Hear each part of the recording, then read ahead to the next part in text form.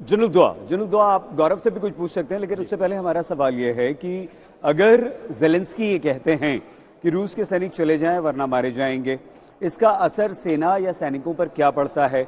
और दूसरा, एक मेजर जनरल एंड्रे के मारे जाने की खबर आ रही है, तो क्या ये इसके लिए कुछ ऑफिशियल हमें इंतजार करना पड़ेगा या ऐसा कैसे हुआ? देखिए, आंकड़े तो दोनों तरफ से एग्जैजरेट करके बताए जाएंगे। ये इंफॉर्मेशन वॉरफेयर है, ये माइंड गेम्स खेली जा रही हैं, लेकिन एक मेजर जनरल का बाय नेम बोलना और उनकी फोटो दिखाना कुछ तो मैंने रखता है। वो हुआ है या नहीं हुआ उसको कंफर्म नहीं कर सकते, लेकिन इसमें कुछ तथ्य हो सकता है और वो तो वक्त ही बताएगा। नहीं तो अभी तक उन्होंने खंडन कर दिया होता, यही चीज मीडिया में दूसरी तरफ से आ गई होती, उनका कोई वीडियो क्लिप दिखा दिया गया होता।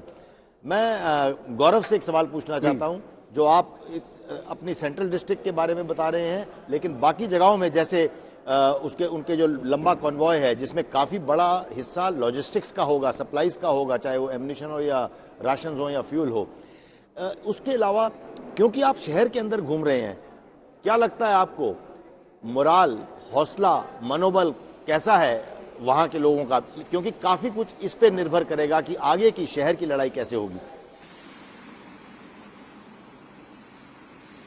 ये बहुत ही महत्वपूर्ण प्रश्न है आपका जनरल दुआ की लोगों का मोराल कैसा है।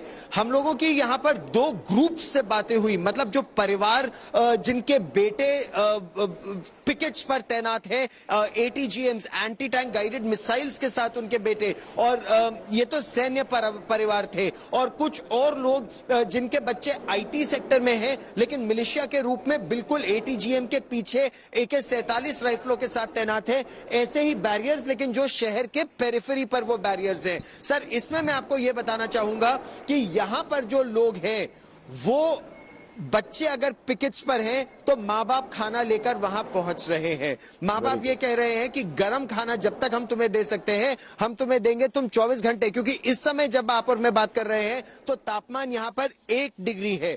थोड़ी देर पहले बर्फ गिर रही थी, उससे पहले बारिश हो रही थी, तो इसमें कोई ऊपर उनके पास ओवरहेड कवर भी नहीं है। कुछ जगहों पर ट्रेंचेस हैं, ट्रेंचेस में जवान हैं, पिकेट्स हैं, पिकेट्स पे जवान हैं, हेलमेट पहने हैं, BPJ कुछ के पास है, कुछ के पास नहीं है बुलेट प्रूफ जैकेट्स, क्योंकि इतनी बड़ी संख्या में अब लोग यहां पर आ गए हैं। तो लोगों का मोराल अभी तो हाई लग रहा है, लेकिन जब असल असॉल्ट शुरू होगा तब क्या होगा ये देखना बहुत ही महत्वपूर्ण होगा। लेकिन सर, इस सही अगर मैं 30 सेकंड में एक और बता दूं, लेकिन खार्किव जैसा शहर जो रूस का समर्थित शहर समझा जाता है, रूस का समर्थन करने वाला शहर समझा जाता है, अगर खार्किव में 8 दिन लग गए रूस को, तो आप सोच सकते हैं कि यहां पर केवल सेना ही नहीं, सेना के साथ देश के लोग भी वहां पर सरहदों पर या पिच बैटल्स के लिए पहुंच रहे हैं। कई परिवार, कई सैनिक जो अपने परिवारों को ट्रेन में छोड़ने गए थे, परिवार ट्रेन में नहीं बैठना चाहते, सैनिकों के साथ ही रहना चाहते हैं ताकि उनका मनोबल बढ़ा सके। तो मोराल अभी तो हाई लग रहा है। गौरव, आप प्लीज बने रहिए, अपना ख्याल भी रखिएगा साथ साथ। लेकिन इस वक्त की जो बड़ी खबर है वो यही कि बात होने वाली है, लेकिन रूस हमले नहीं रोकेगा। वो अपने सैन्य ठिकानों पर यूक्रेन के हमले लगातार जारी रखेगा। जो गंभीर खबर आई है 9000 रूस के सैनिकों के मारे जाने की और मेजर जनरल एंड्रे के मार गिराने की, ये यूक्रेन की तरफ से आई है। ज़ेलेंस्की ने कहा है कि रूसी सैनिक अगर बचना चाहते हैं जिंदा तो रूस छोड़ दें।